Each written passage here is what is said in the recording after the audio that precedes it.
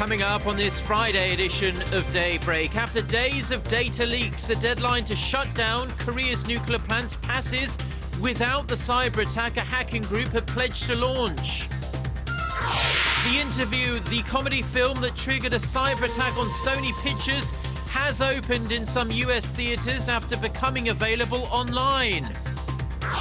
Plus, Pope Francis uses his Christmas greeting to denounce violence against religious and ethnic minorities.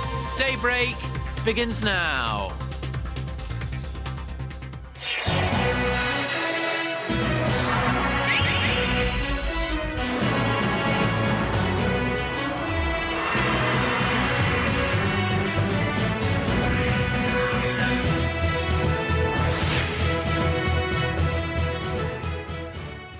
Hello and thanks for joining us. To our viewers around the world, it's 6 a.m. on Friday, December 26th here in Seoul. I'm Mark Broome and you're tuned in to Daybreak. Our top story this morning, the Christmas Day deadline set by a self-proclaimed anti-nuclear power hacking group on Korea's nuclear plants came and went. Without the cyber attack they had threatened, the hackers said they would launch a cyber attack against Korea Hydro and Nuclear Power Corporation on Thursday if it did not shut down 3 reactors. Kim Hyun-bin reports. Security Chief Kim Kwon-jin says Korea's nuclear reactors will run as scheduled without risk of hackers shutting down any plants. After evaluating the current situation during an emergency meeting at Cheongwade earlier Thursday, Kim emphasized that the suspected attacker or group does not have access to control systems for the nuclear facilities, which are separate from the external system that was hacked last week. Meanwhile, the Ministry of Trade, Industry and Energy and state-run Korea Hydro and Nuclear Power Corporation conducted several inspections throughout the day, but found no signs of hackings. But officials say they will maintain a state of emergency 24 hours a day through Saturday. The suspected hacker threatened to release over 100,000 pages of data on the nation's nuclear power plants and conduct a second wave of cyber attacks, unless the Kori 1, Kori 3, and Worsung 3 nuclear reactors are shut down for 3 months, starting on Christmas Day. The ministry said there is a possibility it's not a bluff, as scores of documents, including blueprints and internal information on some facilities, have already been leaked on 5 different occasions since last Monday. The KHNP manages a total of 23 local nuclear reactors, which supply around 30% of the country's electricity needs. Kim Hyun-bin, Arirang News. Now, after days of controversy, confusion and threats, moviegoers in the United States are finally able to watch The Interview on the big screen on Christmas Day. Sony Pictures has also broadly released the movie online in a counterstroke against hackers who attempted to spoil the opening of the comedy which depicts the assassination of North Korean leader Kim Jong-un. Park Ji-won reports. Despite threats of attack, some 300 theaters in the U.S. have decided to screen The Interview on Christmas Day as originally scheduled. The figure, however, is less than 10% of the total number of theaters Sony Pictures had originally expected for its wide release. That's because major movie chains have backed down on showing the film after terror threats from North Korea, the very reason Sony previously canceled the film's theatrical release earlier this month. But many art house and small independent theaters in support of the film petitioned Sony to allow them to screen it on the grounds that it symbolizes freedom of expression.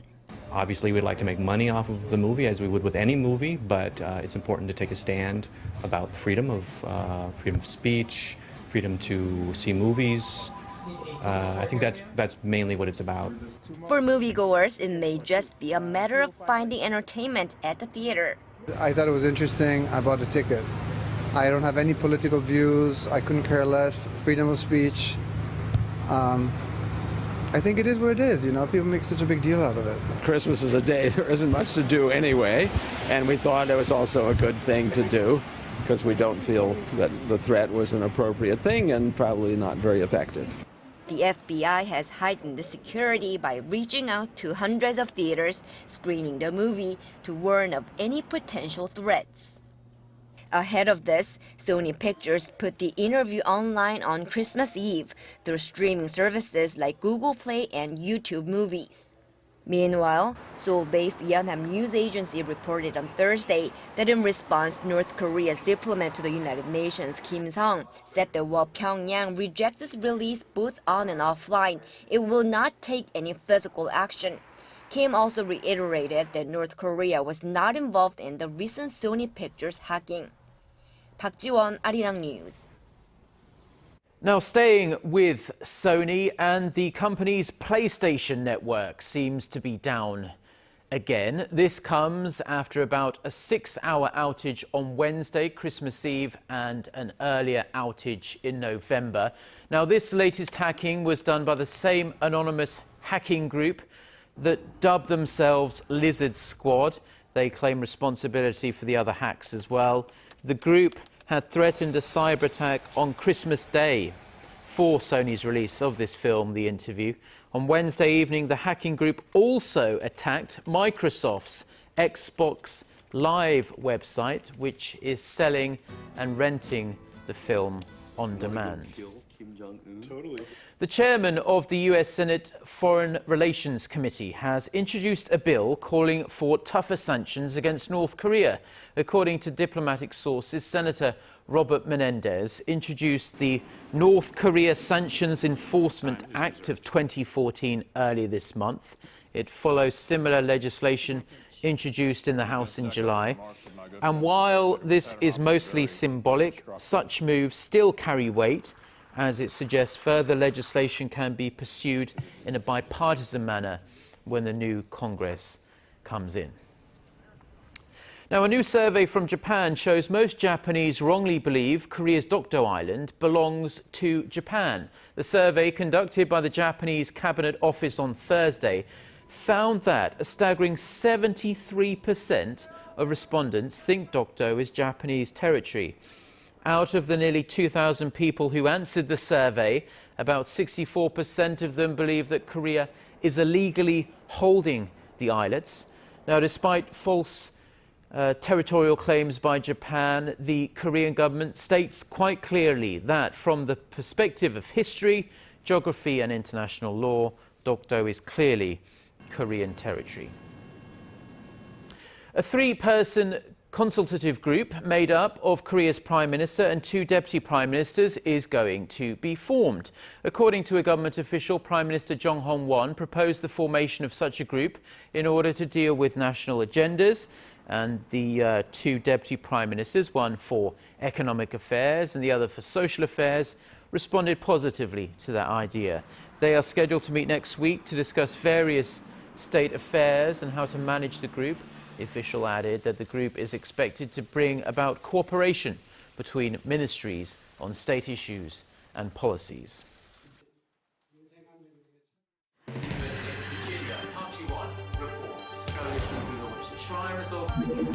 We start before the sun rises to bring you the latest stories out of Korea. We also lead the way with important global coverage. Stay on the pulse of what is happening with Daybreak.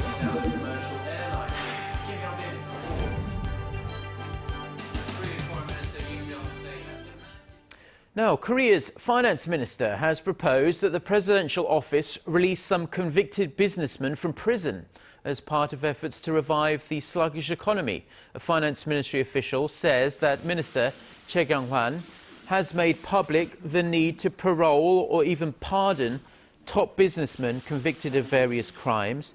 The official added that the minister's view had likely been conveyed to the presidential office. The official also said that while it's necessary to punish people who have committed a crime, excessively strict punishment will not help revitalize the economy. Some say the absence of top businessmen in the nation's conglomerates has delayed major decision-making processes. On a similar note, the chief of the ruling Saenuri Party, Kim Moo-sung, also said there is a need to parole businessmen due to the ailing economy. Banks in Korea are planning to reduce their number of branches as they are showing a much weaker performance these days. The prolonged low interest rate and moves from tech firms to cross over to the banking sector has made the downsizing even more inevitable. Lee Ji-yoon reports. The recent launch of Daum Kakao's mobile money transfer service has prompted other tech firms to enter the race, and that spells potential trouble for the local banking sector. Prolonged low interest rates have made the situation even worse, with banks turning in some of their lowest performances in the recent years. 10% of branches are experiencing deficits, while banks' overall net profit has shrunk to 1/3 what it was 6 years ago. Around 90% of users who transfer money and check their balances use either mobile and online banking services or go to the automated teller machines rather than visit the bank in person. As this has been the case, banks have been forced to shut down more of their branches. Nonghyab is phasing out 34 branches, Kookmin 18, and Shinhan 6. The downsizing or merger of branches has become an unavoidable solution. Banks need to strategize their profit system or seek other options like refining their banking services. With the trend expected to continue for the time being, experts predict a huge wave of restructuring to hit the local banking sector next year. They warn that the closing of bank branches may be just the tip of an iceberg for what's to come. Lee Ji-yoon, Arirang News. Now, the Korean government has announced a new set of measures to help women restart their careers after an extended absence from the workforce to give birth or raise their children. The Ministry of Gender Equality and Families' new 5-year plan to address the needs of working mothers will start next year and will include diverse measures like strengthening the nation's childcare infrastructure and providing personal counselling.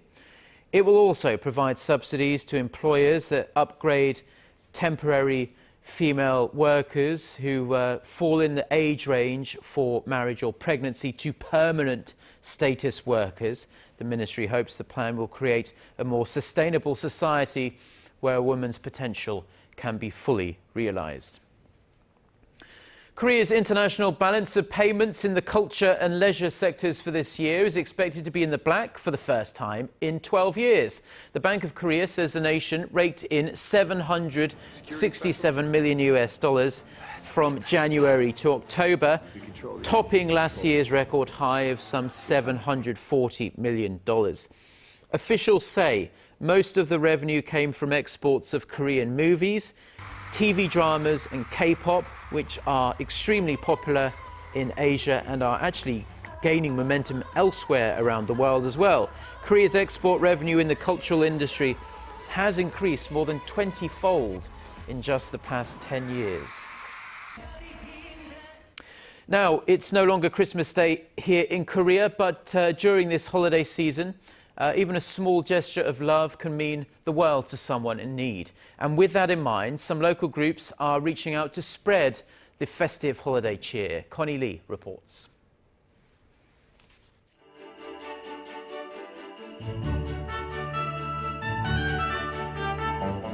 The city streets warm up from a delightful Christmas carol ringing through the cold air.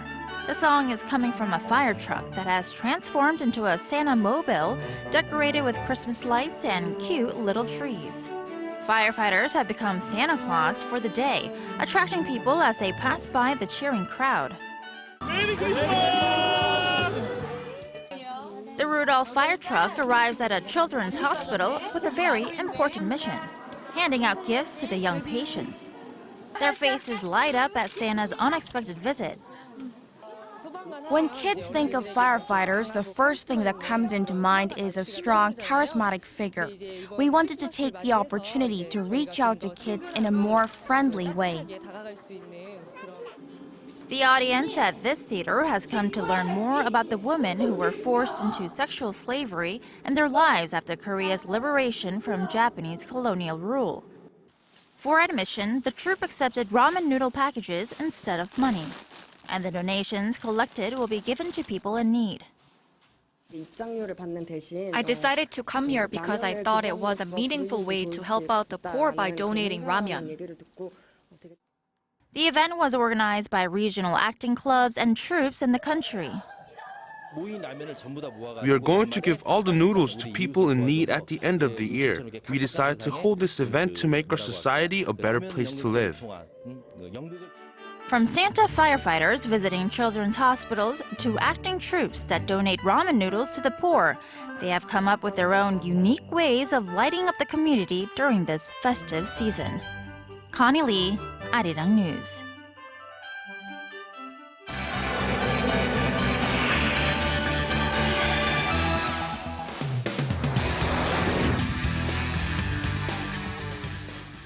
Well, it's time now for a look through the global headlines we're following this Friday morning from Seoul. For that, we turn to Son Jung-in, who is standing by for us at the news center. Good morning, Jung-in. Good morning, Mark. Pope Francis celebrated Christmas and prayed for hope and peace, focusing on refugees, hostages, and others suffering in the Middle East, Africa, and Ukraine.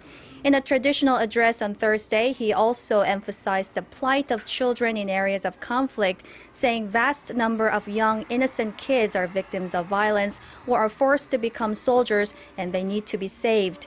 And through a video message addressed to all Koreans, the 78-year-old pontiff recalled with joy and gratitude his visit to Korea in August and wished all a peaceful and holy Christmas. Islamic State militants say they captured a Jordanian pilot after his warplane crashed in Syria on Wednesday. The extremists claim to have shot down the F-16 fighter jet with an anti-aircraft missile over their Syrian stronghold of Raqqa. But the U.S. military says evidence clearly indicates the militants did not down the aircraft, adding that the cause of the crash was unknown. Both the U.S. and Jordan, meanwhile, did confirm the capture of the pilot, identified as Muad Safi al-Kazazbe. This is the first such incident of foreign military member to fall into the extremists' hands since the U.S.-led coalition began airstrikes against the group in the summer.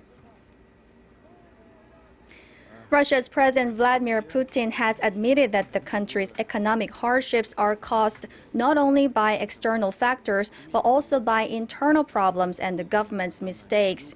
Speaking at a government meeting on Thursday, Putin said the country's current economic slowdown was not only caused by international sanctions, but also because efforts taken to restructure the economy have fallen short. Amid the difficulties, the Russian president canceled New Year's holidays for government ministers. And over in Hong Kong, it was an early Christmas for some commuters on Wednesday when a security van accidentally spilled more than $4.5 million onto the street. The unexpected spill caused a massive traffic jam as motorists stopped their vehicles to join people rushing to grab the money. Authorities said around $2 million of cash is missing, and they will use the serial numbers to track it back. Police urged people who picked up the cash to return it as soon as possible, warning that otherwise they could face up to 10 years in jail for theft.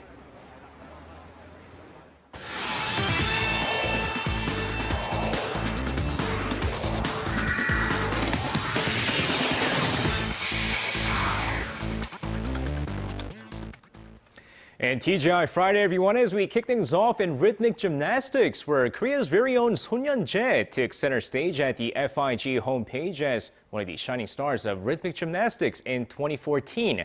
Now, with the International Gymnastics Federation listing some of the biggest stories of 2014 in gymnastics, they listed 20-year-old Son Yeon-jae as one of the biggest stories, especially in April and September of this year. The article stated that she made Korean history when she won 4 of 5 gold medals at the Lisbon World Cup in April and also won Korea's first ever medal at the World Championships when she took bronze in the hoop competition, followed by Korea's first gold medal at the Incheon Asian Games in September. And now shifting over to baseball, this time where the average salary in the Korea Baseball Organization was revealed, showing an increase from last season. Now, according to a report issued by the KBO, the average salary in the KBO this season was 106,380,000 won, or a little more than $96,000. But despite the average being far lower than the major leagues, it is the first time that the league's average salary broke the 100 million won mark. Now, currently, the Major Leagues averages a little more than $3.8 million, 40 times more than the KBO's average, while Japan's MPB averages just 3 times more than the KBO. Now, for athletes in the nation who need to go through the mandatory military service can still play for the military team as long as you play sports like football, baseball, ice hockey, and a few more sports. But now they plan to add a sledding team starting in 2015. Now, with the success of the Korean bobsledding team and skeleton sledder Yoon Sung-bin, sledding teams will be added for the first time starting in 2015. An official at the Ministry of Defense stated that bobsleigh, skeleton, and luge teams will be formed in April of 2015 as the nation hopes to improve the sledding sports in preparations for the 2018 Pyeongchang Winter Games. And now finishing things off in football, where the Guardian made their list of top 100 footballers of 2014, but unfortunately no Koreans were in the list. While Real Madrid and Portuguese international Cristiano Ronaldo topped the list, with Barcelona and Argentinian international Lionel Messi at number 2, no Koreans were named in the top 100 list. But at 110th was Bayer Leverkusen's Son Heung-min, the highest ranking amongst the Asian footballers, as he currently has 11 goals so far this season. And that's going to wrap it up for me. This has been SJ. Have a great rest of the day and see you guys again for your sports needs.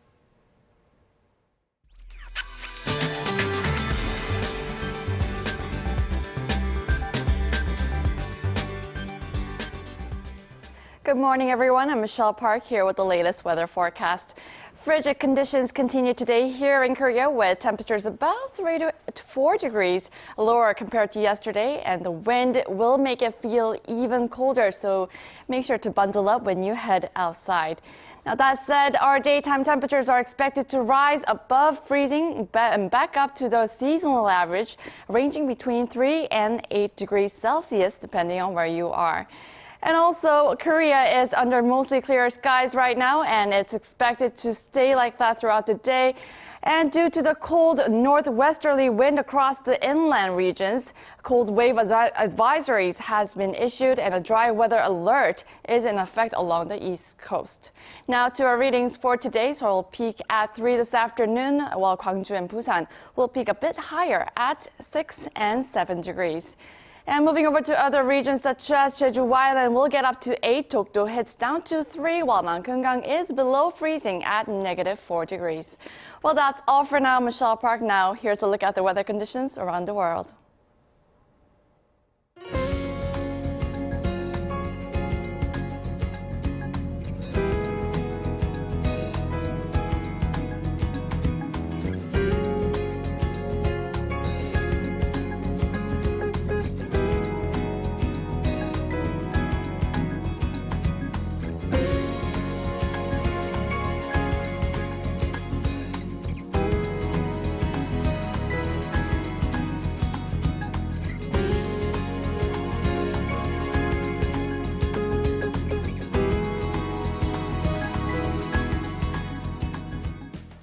Well, that is going to do it for now. Korea Today is coming up at the top of the hour, 7 a.m. Korea time. Have a great day. Goodbye.